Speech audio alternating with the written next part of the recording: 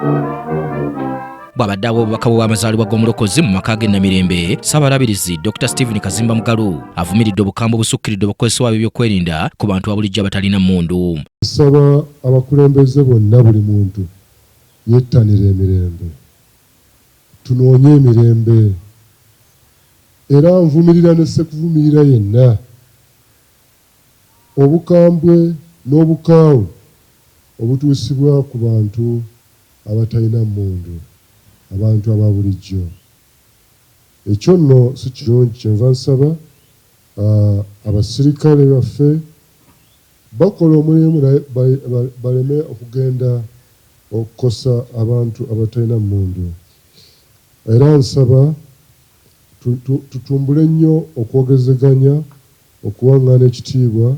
Asabye wabeerewo okwogerezeganya era n'asaba akakiiko ak'ebyokulonda okukola obulungi omulimu gwako eggwanga okufuna okulonda okw'emirembe. Era akakiiko ak'ebyokulonda kakole omulimu gwako tulyoke tuyite mu kulonda nga tukuyitamu bulungi. Wadde tulina ebibiina eby'enjawulo naye tuli bannayuganda. Wadde tulina amawanga ag'enjawulo naye buli muntu awe munne ekitiibwa. Wadde tulina eddiini ez'enjawulo naye ffenna tuli bantu ba Katonda. Buli muntu yeetaaga munne. Ssaabalabirizi mu ngeri y'emu akubirizza bannansi okufaayo ku ky'okukuuma obutonde bw'ensi kye batangira okukosebwa ebyo ebiva mu kubusaanyaawo. Embeera y'obudde mugiraba etabanguse. Oluusi we tulina okufuna enkuba tukyagifuna.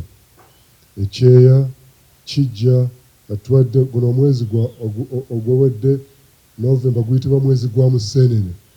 Enseenene we zigwira ng'enkuba etonnya naye tetufunye enkuba emala. Kale kyenva nsaba buli muntu afeeyo nnyo okulaba nti tusimba emiti n'okulabika nti tussa omuwendo ku butonde. Bannaffe ab'Essebbeyi baafuna ekizibu, ettaka ne libabumbulukuka.